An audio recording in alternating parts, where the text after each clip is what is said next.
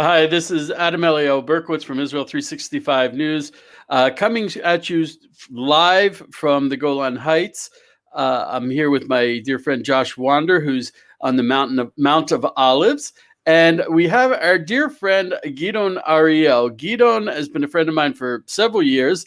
Gidon is a knowledge. He was one of the founders of Root Source. Root Source is connecting Jews and Christians around the world to learn online about Jewish concepts, ideas, and thoughts, to more deeply understand the roots of their faith in an informal and loving manner. It's teaching Christians how Jews learn Torah, which could be very useful to them. And Gidon has been working on Jewish-Christian relations for at least 15 years. I wanted to speak to Gidon because he said something to me a couple years ago that just made me sit up and go, whoa. As an Orthodox Jew who has a lot of dear Christian friends and who's connecting with Christians in a deeply spiritual basis, there is this tendency as a Jew to be only, to have a one-way valve, to only give and to not receive. You want to go in and not be changed by the relationship. And I realized, Gidon said to me, well, that's not right. If you get into this kind of deep spiritual relationship, it has to be bilateral. It has to be open. It has to be honest. And I realized that he was absolutely correct. And I cannot explain to you how difficult that was for me as an Orthodox Jew to hear. It was hugely challenging. Jews don't change. We have had to be the guardians of the faith for 2,000 years by building walls and not moving 1 inch to the left or the right. So, Gidon, I'd like to ask you to explain that to me a little bit more. Did I understand it correctly? Well, I'm not sure that every word that you said came out of my mouth. Okay. Like, for example, what was it? You used the word spiritual. That's not a word that I usually use myself. Spiritual connection, deep spiritual relationship. Yeah, that's a crunchy, chewy term, not a Gidon Ariel term. Yeah, I'm more like, hey, let's just be friends type of guy. Okay, but you are advocating a bilateral relationship. Well, yes, because I think that relationships must be bilateral. They must be bilateral if they are to be sincere. And if you're saying that up until now, Jews have only thought, well, we're willing for this to be a one-way relationship. I don't know how many people there are that actually think that way. There might be gigantic rabbis who say, I'm only one way. I'm up here on a pedestal, and all my students are down there, and it's a one-way. It's like TV. It's not like Zoom. But I don't think that works that way in real life. I think that if you're, and this is basically one of the things that our Root Source is based upon, that there's a Talmid Rav relationship, and it's also a Rav Talmid relationship. You have to have a relationship if you're going to learn from somebody, or if you're going to teach somebody. And that relationship should first and foremost, by the very basic way, be a relationship between people. So again, all of your spiritual stuff, okay, 10 spheros or whatever you want to call it. But bottom line, let's be friends, and let's be sincere, and let's be open with each other, and take it from there. So does that include, as a Jew, accepting Jesus? Where'd you get that from? Well, No. Adam Eliyahu. It includes me accepting you for who you are, you accepting me for who I am, and learning about each other without having to feel that you have to accept something that I say and I have to accept something that you say. Let's first be friends. Maybe we're not talking on the same wavelength over here. One of the greatest rabbis of the this past generation. His name was Rabbi Soloveitchik. And Rabbi Soloveitchik was adamant that you could not have a theological debate with someone of another religion. He felt that was completely inappropriate. You can have you can be civil, you can be friends, you can speak to each other on all different levels, but when it comes to theology, there's no room to have a debate because you're not speaking on the same terms. Okay, or for whatever reason, you said the most important word over there, debate. As Eliyahu knows, I'm not such a big debater. I'm not there in order to say, hey, I'm going to debate, and whoever has the best arguments or whoever knows how to debate best will win the debate. You don't debate with your friends. I mean, maybe some people do nowadays with social media. I just the opposite. I'm going to listen quietly and hear what the other person has to say. And when they've said, okay, now I have a question for you, and some of them start right out, I'm fine with answering a question when somebody starts right out. It's not a debate. I don't believe that any of my students are there in order to say, I can't wait to trick this guy into saying something so then we'll be able to use it against him or against Judaism, against Jews in general. That's not the people that I have. And I have thousands and tens of thousands of students in Root Source. I don't think that he was focused on the word debate. I think if you change that word to dialogue, he would probably have the same opinion. Because if you're speaking from a position of absolute truth, and observant Orthodox Jews believe that the Torah is absolutely true, and forget Christianity for a second. Let's say you were to meet a pagan in the street, somebody that's completely secular atheist, and you would say, you know what, we're going to have a dialogue. I'm going to discuss with you what I believe, and I'm going to accept, some things that you maybe believe, and we'll just share our religions together, our belief systems together. That dialogue doesn't work, according to Rav Soloveitchik's opinion. I have a question for you as a spokesman for Rav Soloveitchik. What about you talking to a Jew? Okay, let's say that, but as a spokesman for yourself, who has brought up Rav Soloveitchik. I'm a student of, yes, okay. Alavai alai. How about if I'm talking to a non-religious Jew? How about an anti-religious Jew? Is that allowed according to Rav Soloveitchik? According to you? You can talk to anyone you want. That's exactly the point. You can have a great relationship, a personal relationship with whoever you want, and there's no problem with that. Whether he be a Jew, a non-Jew, an atheist, it doesn't matter. But when you're going to start discussing and sharing and having a dialogue when it comes to theology, that becomes very dangerous, because theological dialogue, debate, whatever you want to refer to it can't happen without someone losing something from their belief system or being offended by it. I'm not sure about that. I have a quick question. I'm not sure about that. Before I just like to respond, say that I've been doing this for close to a decade. I've been doing this for close to a decade, and nobody's been offended, and nobody's been the other thing that you said. Just saying, de facto. Go ahead, Adam. So my question is, you're out there, and these connections, I mean, as I said, I have a lot of dear Christian friends. These connections can make people bristle because you're talking about things that are of supreme importance to the people. Do you have any ground rules? Like when you speak with Christians, do you say no mention of Jesus, no quoting the New Testament? Do you have ground rules? Oh, I most definitely have a ground rule, a very, very strict ground rule. I'm not willing to talk to anybody who I think I might not come out alive from that discussion. What does that mean? But otherwise, we're talking. That means that I won't go. I'm hesitant to go to talk to somebody from the Hamas in his house for the first time. Okay. Although there are rabbis that do that. But if a Christian says to you, for example, they have different ground rules than I do.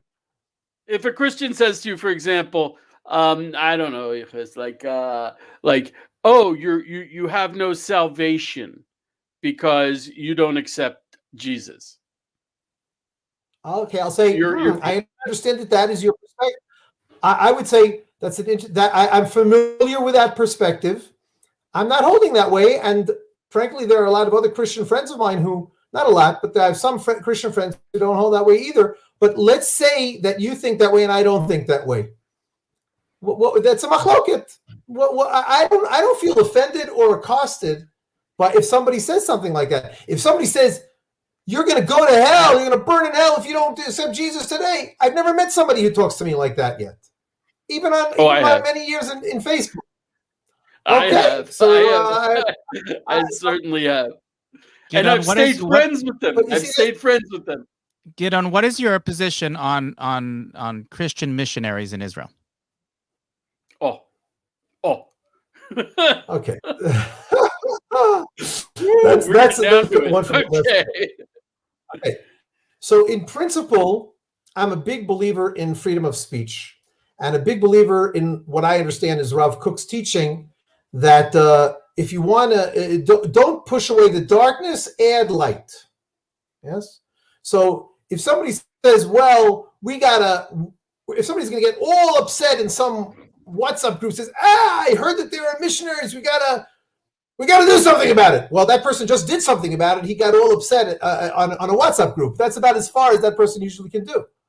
But if a person is a missionary, frankly, I think that missionaries in Israel are not very successful compared to what they could be in the United States or elsewhere in the world, not to mention in Europe. Or in Africa, we're fortunate to have a more learned and a more educated populace. So that's the reason, because there are many completely illiterate Jews, to be frank, in around the world, and here most Jews have some basic understanding of their religion. We have the home court advantage. Yes. Right, and just the opposite. I also think that now really the missionaries in Israel. Gee, wow, did you throw this on me? The missionaries in Israel might be it wasn't a trick question. It was just I'm not trying to trip you up. It was a sincere question. Because because Root Source doesn't engage with missionaries, qua missionaries. We engage with Christians who are interested in studying the Jewish roots of their faith. And none of them and these people, the people that I've known for years, they're the ones, listen, you're not going to get to, obviously, if you find something that I put up and you take it out of context and you use that as to help your missionary mission, then I don't need to have Root Source for that. People are doing that all over the place on the internet. People who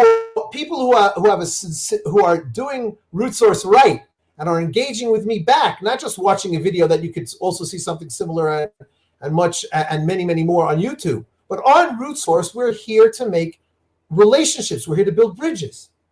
And the bridges that are built are ultimately in order, not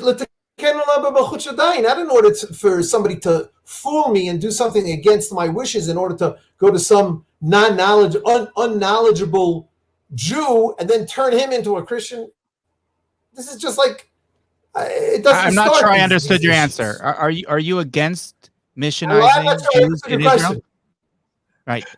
Are you against Christians missionizing Jews in Israel? That was the question. Of course. I think, but what am I going to? Am I against it? Do I wish it didn't happen? Correct. I wish it didn't happen. And certainly I don't think that I don't wish them success. But do you discourage it? Discourage it. In what framework? In other words, I happen to know. You just said that you have tens of thousands of followers on Root Source. Do you say when you come to Israel and you visit, you should be sensitive to the fact that Jews here do not want to be proselytized, and it's frankly against the law, and it's something that you should stay away from? It's not against the law. In some circumstances, it is. But I'm not going to. Some. No, but that's not my style, Josh. I also wouldn't say, listen, when you come to Israel, make sure that you don't eat a piece of bread on Pesach in the middle of a yeshiva, or don't go to the kotel with a piece of bread. It doesn't. My people are supremely sensitive, supremely. And let me for example, Eliyahu, I think you just interviewed Bob about the book that he wrote about how sensitive he was and Oh, how yeah. even more sensitive he became. So there you go. Yeah. So Bob Odell and I are partners on Root Source, and we're here to help Christians who want to be more sensitive, but not to say, oh, wow, I'm afraid of offending, so I'm not going to go there at all. No, come, try to be friends, maybe make a mistake, but that's okay. And you don't learn anything unless you make a mistake first. But okay, and it's true. I have had students who have approached me and said, hey, have you heard of Isaiah 53, the famous missionaries chapter? They've barely heard of it, but I've heard of it. And I said, have you heard of? You should ask them if they heard of Isaiah 52 and 54 or just 53. Yeah, I think I heard you saying that the other day. But I don't ask that because they're not coming from a place in order to, even if they're coming from a place in order to try to engage me, something like that.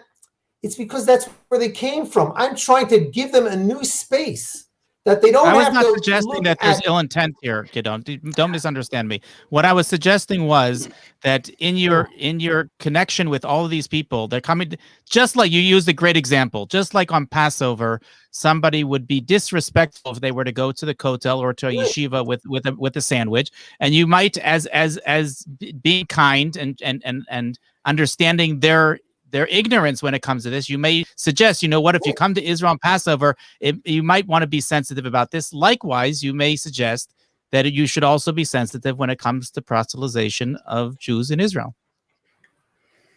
Again, this has happened to me sometimes in a group situation where I've been invited to speak to a group of Christians visiting here. And I remember I was talking to a group of my friend Christine Darg, and she brings groups about half and half people who have come on her tours dozens of times and half for the first time. Every time that's like that. One of these first timers got up and said, Gidon, have you ever heard of Jesus? Maybe you should accept him into your life, or something like that. Some half of the Christians, and probably more than half, were aghast. Oh, how offending that could be. And I simply told her, listen, you're probably saying that because you come from where you come from. It's understandable.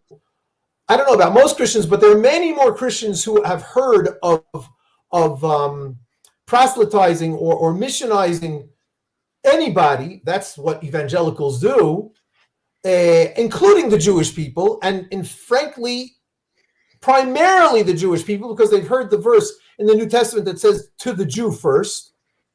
So, okay, but here's a chance for me to say, okay, listen, we're in a small room over here. You see the response of your Christian friends. Now you can hear my response. Thank you, but no thank you. That's not what I do. And we're here to accept the other person for what they are. This is something that Christian missionaries have to hear. And frankly, I tell them that this is going to help you in your missionizing. You first, and missionizing not necessarily the Jews, but what 99% of missionaries do, and that is to missionize people who have no connection with the God of Israel. I tell them you first have to be friends with that person. And that's been okay. Now, some of my antagonizers, the people who don't like the idea of having any connection with Christians at all, say, well, then you're giving them ammunition. They're going to be your friends for 10 years. Even your friends today, they've only been friends for 10 years. What's happened in the 11th year? Then they're going to go out and be missionaries. Just the opposite. By being their friends, by them hearing this message of just be friends, allow the other person to be that person, let God do what he wants to do. I think that I am encouraging Christians to be less missionizing than more missionizing by engaging with them than by putting them in cherem, than by putting them, how do you say that? Excommunicating them as they were. I think that last point I'm going to adopt as a talking point because I don't know if our listeners are aware of it, but the Orthodox Jews who do build bridges with the Christians who love Israel quite frequently are targeted as undercover missionaries, and that's true. You're saying, look, I'm connecting with these people, and if they connect with me on a Bible basis, on a Torah basis, then they're going to missionize Jews less. So we're actually reducing the missionizing in Israel. I think that's a valid point. I was playing the devil's advocate for a little bit, and now I'm going to switch sides. I remember once I was teaching a class, and it was in a women's midrashah in Bahrain, and about half of the women there were in the process of converting, and were non-Jews, but usually grew up as devout Christians. And I remember specifically, I was teaching them about the sin of the golden calf. And I said, okay, and all the Jews who took part in the golden calf were killed by the tribe of Levi. And one of the women turned around and said, well, but Aaron was a Levi, and he became the Cohen, he became the high priest because of the role, right after the role he played in the sin of the golden calf. And I had to go back and hit the books again to give her an answer. It's a great question. It's an amazing question. And I remember thinking, wow, I'm so with my blinders on. I've been looking at this from the same perspective, with the same eyes my whole life. And here is a new perspective that's coming from a point of loving God and loving Torah. And because she's got this new perspective, we both won. This was a win-win situation. She asked a great question, and I had to go hit the books. And I've seen that happen time after time. It's clearly a symbiotic relationship in which both sides win. The best teachers are the people who relate to all of the best questions. So I would personally relish the opportunity to sit down and learn Torah with someone who hasn't been sitting in the same yeshiva as me for 20 years. I see that, and I see that as what you're doing. I like to say that if we're the same, I always like to reach out to the other, because if we're the same, then one of us is superfluous. Yeah. So have you ever had? Have you ever had any things like this where you're just like, wow, I just became a better Jew because of my connection with this non-Jewish person? Well, if first of all, becoming a better Jew, what does that mean? Did I learn a piece of Torah that I wouldn't have learned had I not had this engagement? Absolutely. As you know,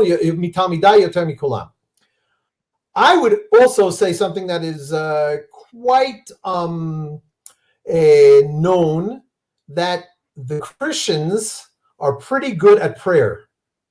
And so for somebody, myself, who's not so good at prayer, I sometimes feel, or I can't really think offhand of when that happened, because I'm still not so good at prayer. But you can definitely learn a lot from Christians at prayer. Definitely. I told Bob when we were talking. I saw him he was in my house, and he called his wife, and he and his wife prayed together on the phone. And my wife turned to me. She's like, "We got to do that." And I was like, "Oh man." Elio, just to reiterate, to clarify what you said in the beginning, which with your first question to Gidon, had to do with the fact that maybe we have to change as a result of our relationships with Christians. Mm-hmm. And we have 13 fundamentals of faith that are mentioned by Maimonides. The ninth of which, I'll put it up, the ninth of which is the belief in the immutability. I'm going to screw up that word of the Torah. That we don't change the Torah. The Torah does not change. We believe, actually, an earlier one is that it is divine, and it's not changeable. So and not only that, I think that many Christians understand what we understand, which is that the role of the Jewish people are to be teachers to the world, and in that role. Right.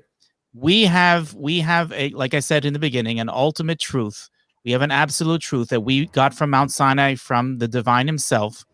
And when we're teaching that, we're not trying to make a deal over here. I'll give you this and you give me that, and then we'll compromise somewhere in between. This is not a question of compromising as much as trying to teach what is the truth. Okay, is that a question? No. I was clarifying. I was clarifying Elio's earlier comment. If you'd like to make it into a question, you're welcome to respond. But I think it's that the point is that I think a lot of these Jews they're coming from an exile headspace, which is we need the walls, because if we don't have the walls, then our children and grandchildren are not going to be Jewish.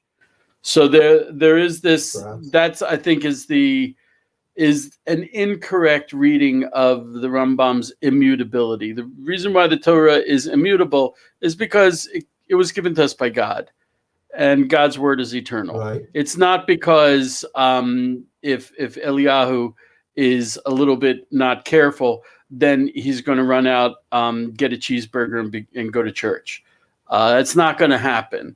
But I think that's why some Jews are afraid of this connection, is they feel that the Jews will change, and the change is the pathway, the slippery slope to conversion.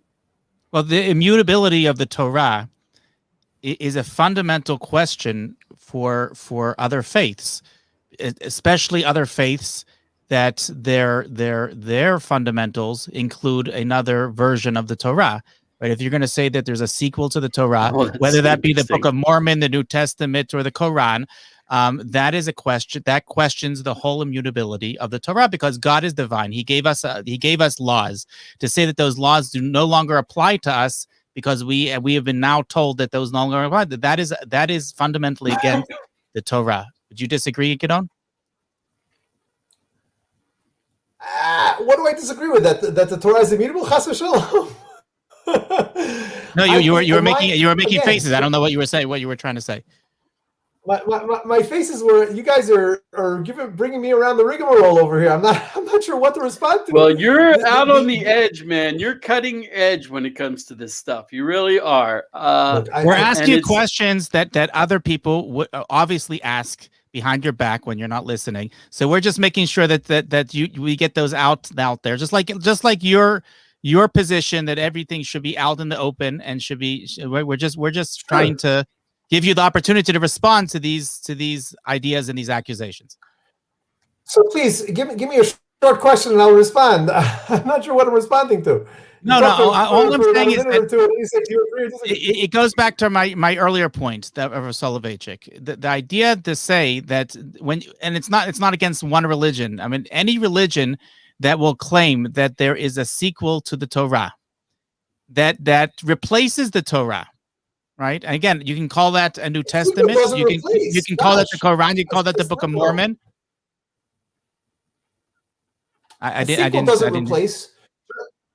A sequel does not replace, just like the Nevi'im don't replace the Torah, and the Ketuvim don't replace the Nevi'im and the Ketuvim, the Nevi'im and the Torah. I don't understand the premise of your question. I don't know what you just said. Are you equating the New Testament to the Nevi'im and the Ketuvim? I'm not sure what you just said. No, I'm just expressing my misunderstanding of your question, that a sequel necessarily pushes off the original, and that is probably because I'm so used to my Christian friends feeling uncomfortable with the term New Testament, because it seems to hint that this is the New Testament and that is what applies now, and that's the Old Testament, and out with the old, in with the new.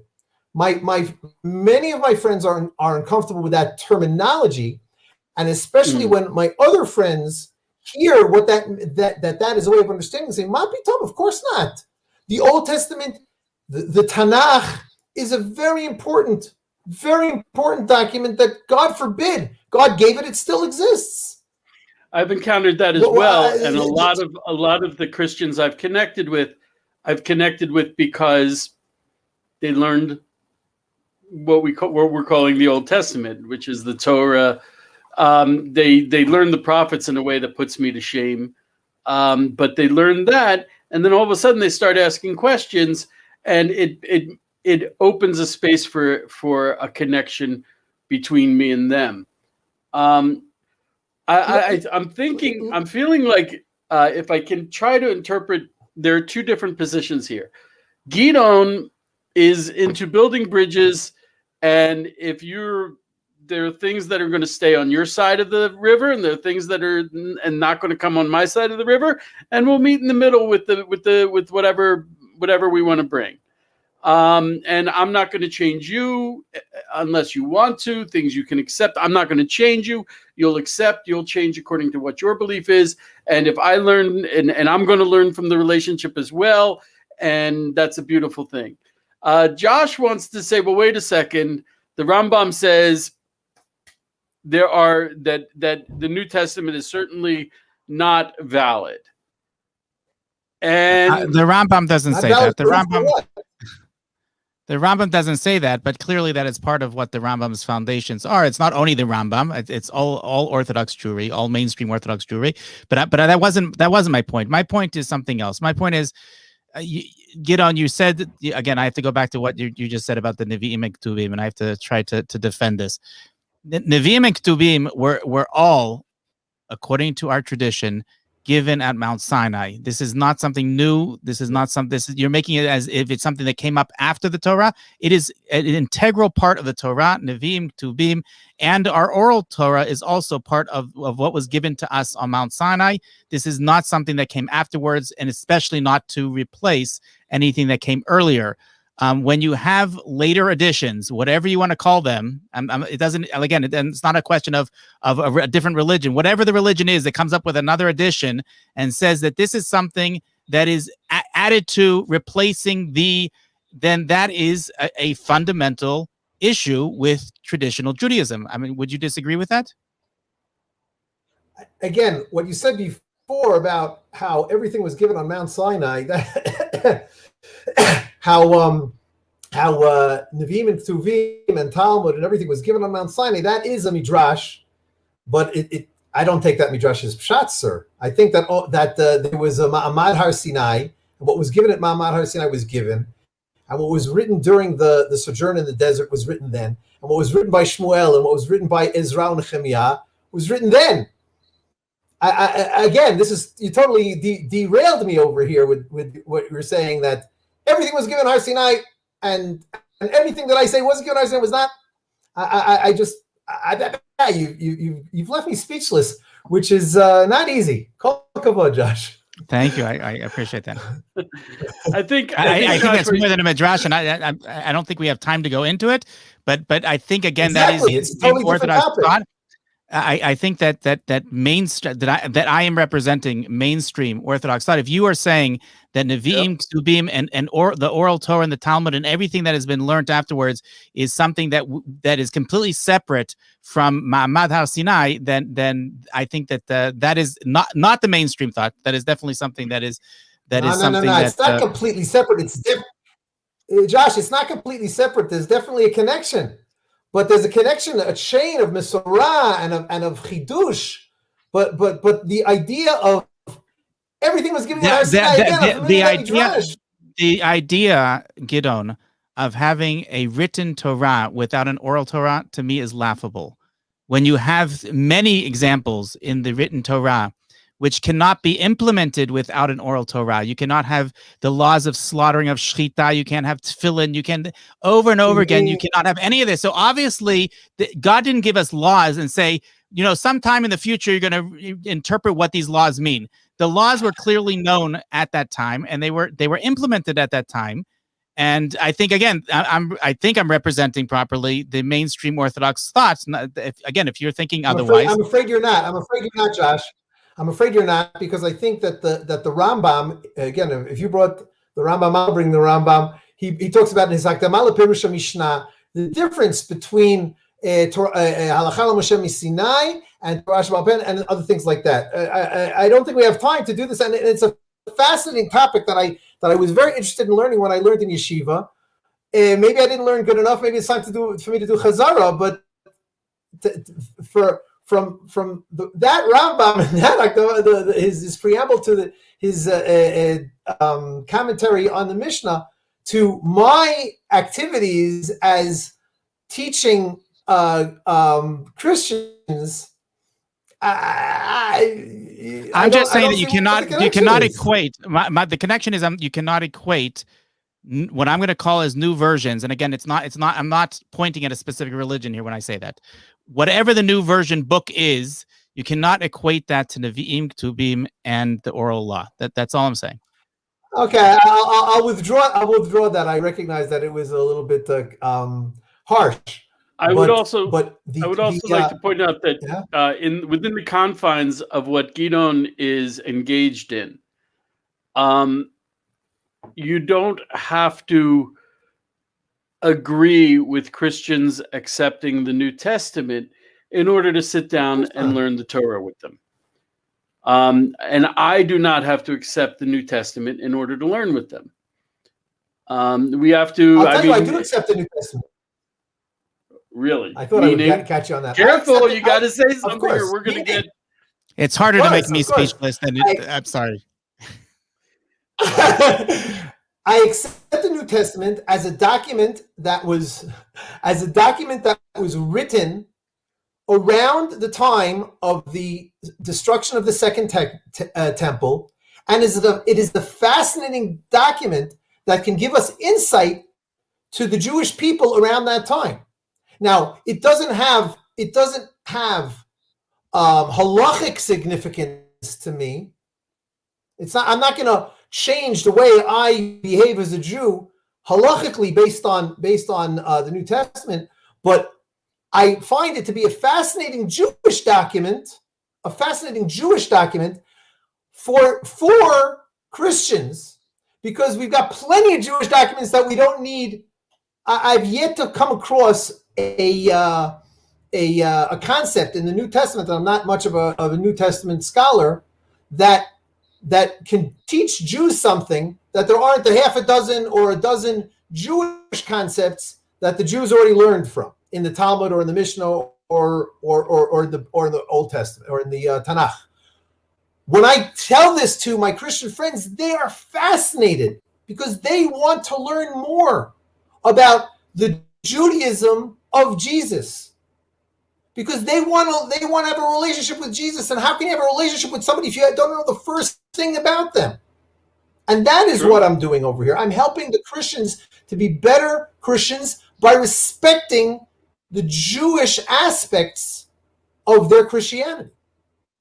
We're being asked on YouTube by Henry Florin, Rabbi Adam Elio, where in the written Torah says the oral Torah, and I'd like to, even though it was not addressed to me, it is written in Deuteronomy 17, 9, and 10, that clearly says that we have to listen to the rabbis. There are many other examples, and I want to just clarify my words, if I may, and that is that there are many things that were brought up after the Torah was codified, and those things have to do with what we call gezerot, and siyagim. There are things that in order to keep the Torah, every generation had the ability to add certain fences around the Torah in order to make sure that we don't accidentally transgress the Torah. And that's not what I was referring to. I was referring to actual Torah law, both the oral and the written. And I'm sorry, Elio, I took your question. I apologize. No. I was laughing more because of the Rabbi Adam Eliyahu comment. Though it is technically accurate, I prefer not to be referred to with that title. So just let's make that statement. It is accurate. I don't like it. Okay. Leslie, we're getting lots of great comments. If I may, Leslie just said that I'm assuming that Leslie is a Christian. Yes, we need to understand Torah in order to understand Jesus. There you are. Yeah. Okay. Yeah, that's one of the reasons why I'm kind of surprised. I advocate very strongly for the third temple, for the Temple Mount, and there's a lot of, and we brought on what was his name?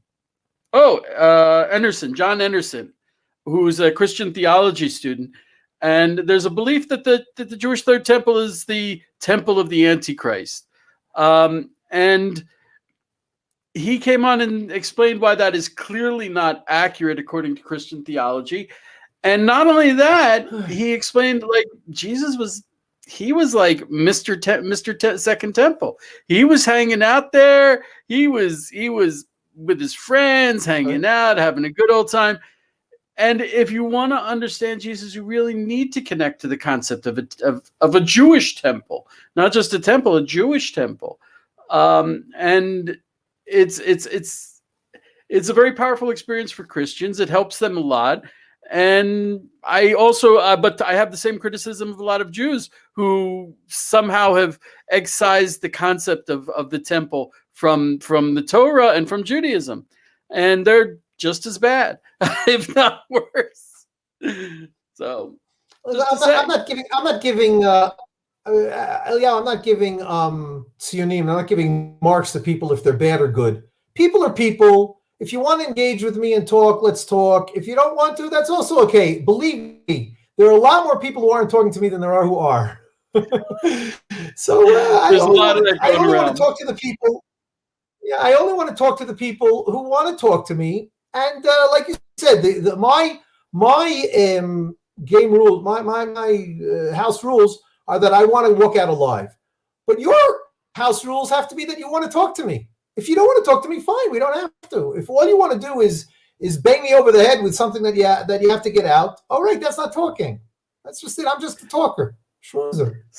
So I just want to. We have to finish this, though. Of course, we can go on for days. This is such a hugely important issue. It's a phenomenon that's really gathering steam. It's unprecedented. It's counterintuitive, counter to everything that happened in history between Jews and Christians up until now. And there are powerful things coming out of it. I am still trying to understand what I'm doing. I just got to say that some of the people you've introduced me to, Gidon, have had the most profound effect on my relationship with Hashem and my self-identity as a Jew. And if they're missionizing, what can I say?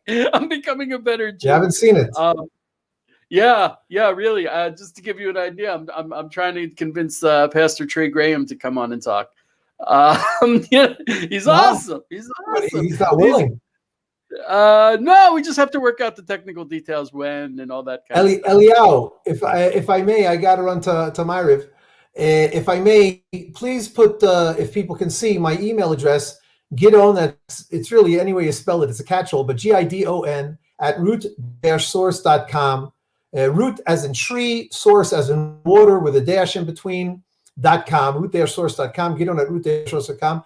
If anybody is listening and would like to have a conversation with me without too many devil's advocate questions, then with pleasure. That's what I love to do most. Here, I see that Leslie is interacting. Come on, Leslie. I'm offering you to engage with me directly. I recommend Thank it. you. I recommend it. Okay, so we're going to say goodbye. Thanks. Thank you so much, Gidon. You're so out there on the edge. I'm so in awe. Thank you so much for joining us, all you people. We got the rule that if you bless us, we got no choice, but we got to bless you back. And that's a blessing that comes from Israel. So it counts for a lot. Thank you so much for joining us. Have a wonderful day. So, Daraba.